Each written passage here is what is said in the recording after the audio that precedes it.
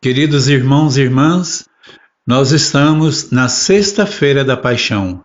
As leituras, Isaías, capítulo 52, versículo 13, até 53, versículo 12. Eis o meu servo, ele será bem-sucedido. Sua ascensão será ao mais alto grau, assim como muitos ficaram pasmados ao vê-lo tão desfigurado ele estava, que não parecia ser um homem ou ter aspecto humano. Do mesmo modo, ele espalhará sua fama entre os povos. Diante dele, os reis se manterão em silêncio, vendo algo que nunca lhes foi narrado e conhecendo coisas que jamais ouviram. Quem de nós deu crédito ao que ouvimos? E a quem foi dado conhecer a força do Senhor? Diante do Senhor ele cresceu como renovo de planta ou como raiz em terra seca. Não tinha beleza nem atrativo para o olharmos, não tinha aparência que nos agradasse. Era desprezado como o último dos mortais, homem coberto de dores, cheio de sofrimentos. Passando por ele, tapávamos o rosto. Tão desprezível era. Não fazíamos caso dele. Meu servo justo fará justos inumeráveis homens, carregando sobre si suas culpas. Por isso, compartilharei com ele multidões, e ele repartirá suas riquezas com os valentes seguidores, pois entregou o corpo à morte, sendo contado como um malfeitor. Ele, na verdade, resgatava o pecado de todos e intercedia em favor de todos os pecadores. Queridos irmãos e irmãs, como encontrar beleza na dor, no sofrimento e no desprezo? A beleza que pode ser encontrada em todas essas situações é a força, é a graça, é o poder de Deus que no meio das dificuldades aparecem para nos ajudar na realização da missão.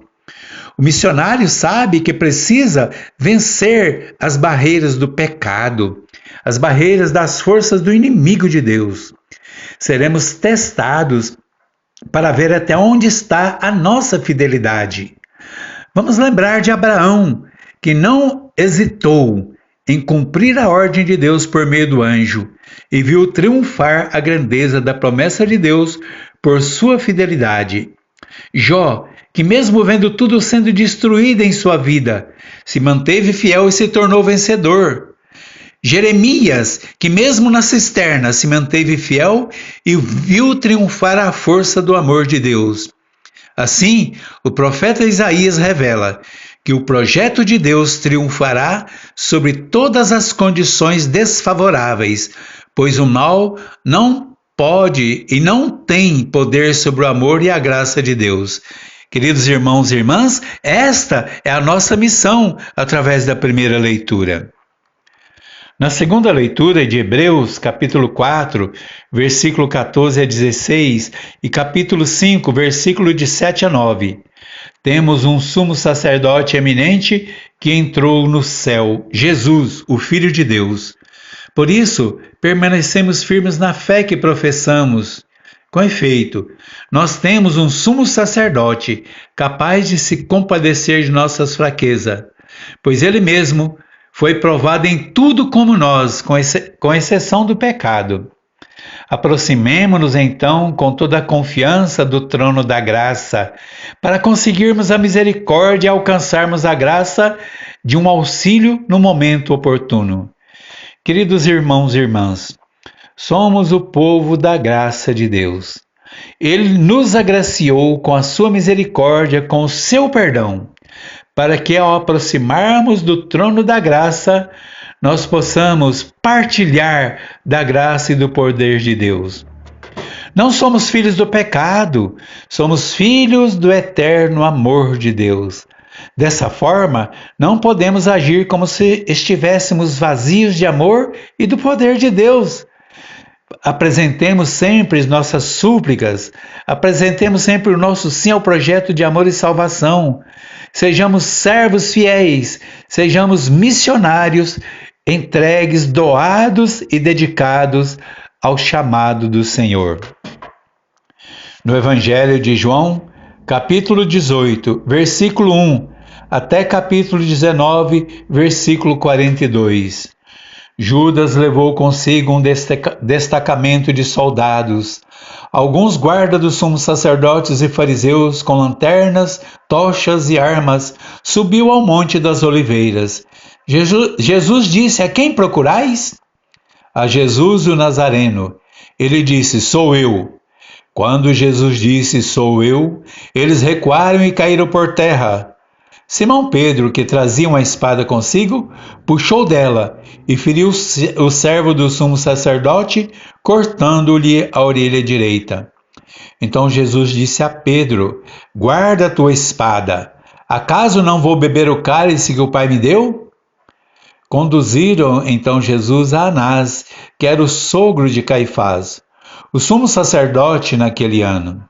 Foi Caifás que deu aos judeus o conselho: é preferível que um só homem morra pelo povo. Perguntaram a Pedro: não pertences tu também aos discípulos desse homem? Pedro respondeu: não. Segunda vez perguntaram a Pedro: não és tu também um dos discípulos dele? Pedro negou segunda vez: não. Pela terceira vez perguntaram: será que não te vi com ele no jardim? Novamente Pedro negou. E na mesma hora o galo cantou. De Caifás levaram Jesus ao palácio do governador, que perguntou: que acusação apresentais contra este homem? Eles responderam: se não fosse um malfeitor, não o teríamos entregue a ti. Pilatos disse: tomai vós mesmo e julgai de acordo com a vossa lei. Pilatos perguntou: tu és o rei dos judeus? Jesus respondeu: o meu reino não é deste mundo. Se o meu reino fosse deste mundo, os meus guardas lutariam para que eu não fosse entregue aos judeus. Mas o meu reino não é daqui. Pilatos então disse: então, tu és rei? Jesus respondeu: tu o dizes, eu sou o rei. Eu nasci e vim ao mundo para isto, para dar testemunho da verdade. Todo aquele que é da verdade escuta a minha voz. Pilatos disse então: eu não encontro nenhuma culpa nele, mas existe entre vós um costume que pela Páscoa vos solte um preso.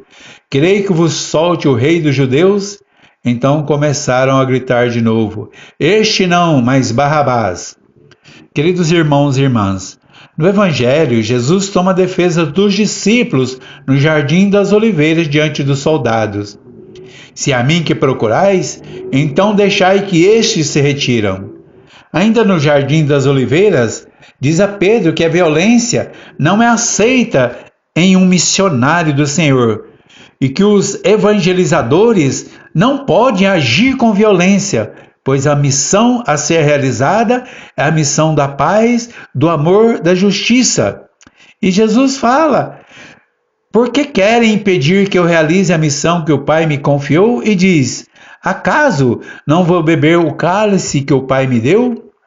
Frente a todo o processo jurídico que foi montado para impedir a missão, Jesus revela conhecer o processo e fala aos seus interrogadores: busquem testemunhas.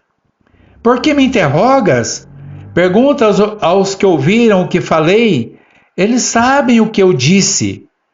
Diante dos interrogadores, questiona o modo violento de agir daqueles que queriam agradar os sumos sacerdotes e a elite local. Se eu respondi mal, mostrem que. Mas se falei bem, por que me bates? Jesus revela ainda: não existe lugar na missão religiosa e na evangelização para os que vivem de distorcer a retidão das coisas.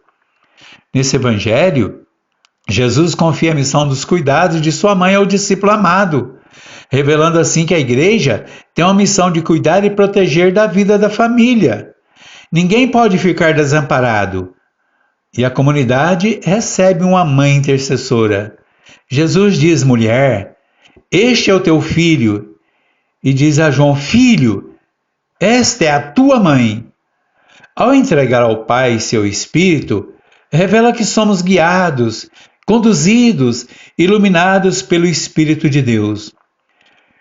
Na ressurreição, o Espírito de Deus vai ser derramado, principalmente lembrando, no dia de Pentecoste, será derramado o Espírito de Deus sobre toda a comunidade. Queridos irmãos e irmãs, que a graça, o amor e a misericórdia de Deus esteja sobre todos. Amém.